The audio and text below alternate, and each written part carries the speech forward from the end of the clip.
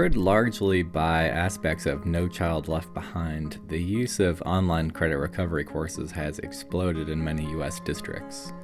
Provided by for-profit vendors, they allow students who fail courses to make them up, often on a much shorter schedule and at their own convenience.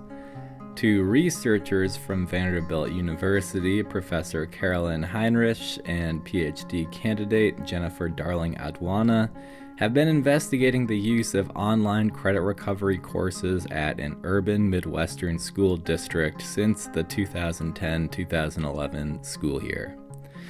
They have recently put out a working paper describing their findings.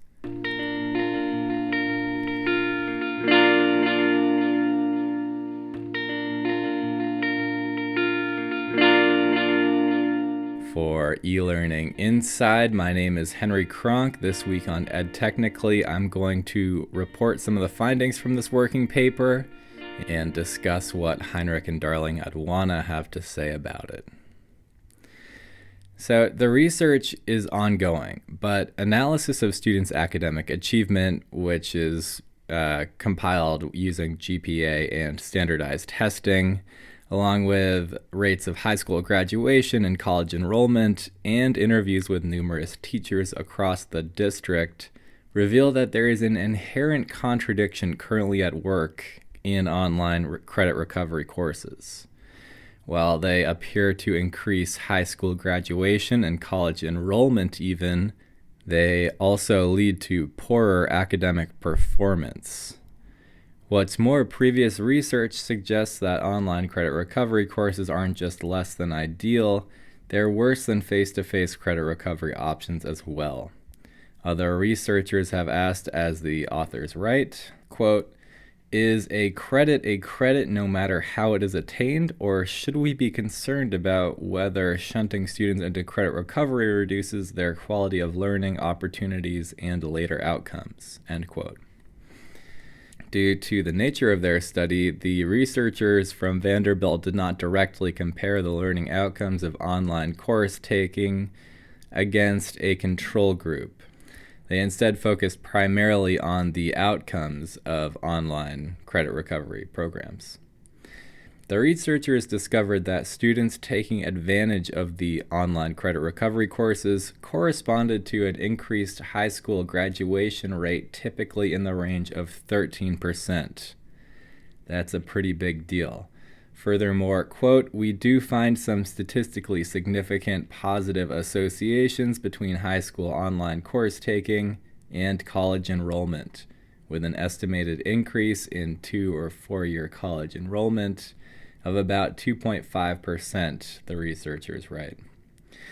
In this regard, online course taking that increases the likelihood of graduation may be opening the door for some students to post-secondary education opportunities that they might not have otherwise had, end quote. The researchers also found that taking online credit recovery courses had a slightly negative effect on students' standardized testing scores, but these negative effects were generally statistically insignificant. The researchers describe online credit recovery courses as a product of new institutionalism. They write, quote, "Scholars bringing this theory to their investigations of educational organization and practice call attention to important changes in the political and social environments of public schools that have spurred demands for increased accountability for student outcomes while reducing confidence in the public sector to deliver them," end quote. As such, these courses offered by for-profit vendors provide a quote-unquote efficient technical solution to the issue of high school graduation. Quote, "Our analysis suggests an almost mechanical relationship that works mainly for upperclassmen who are able to replace failed courses with credits earned more quickly, an increase of approximately 0.4 to 0.6 credits in a given year, and more cost-efficiently online." There are negative and positive aspects of the solution. Quote, "We have also found increasing proportions of students taking and passing online course pre-tests which allows students to test out of and bypass some or all parts of online course instruction and thereby complete courses in fewer sessions, rising from about 1/4 of students in the first years of online course taking to about 2/3 of students in recent school years, end quote. This practice, however, is, quote, incompatible with the move toward a more holistic evaluation of school quality and student success under Every Student Succeeds Act, end quote.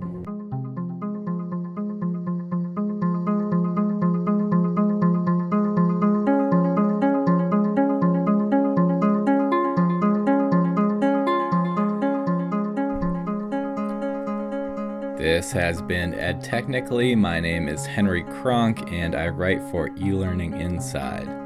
If you like this episode, please rate and review it. If you would like to hear more, please subscribe. Also, please keep in mind that this show is available as a video on our YouTube channel and also as a podcast on iTunes, Stitcher, Google Play, and Spotify. The basic content for this video first appeared as an article on eLearning Inside, and if you want to learn more about online courses, technology in the classroom, and EdTech in general, please check out our site. If you, for any reason, would like to get in touch with me, please send an email to henry@elearninginside.com. You can also follow us on Twitter @elearninginside. Thanks for listening.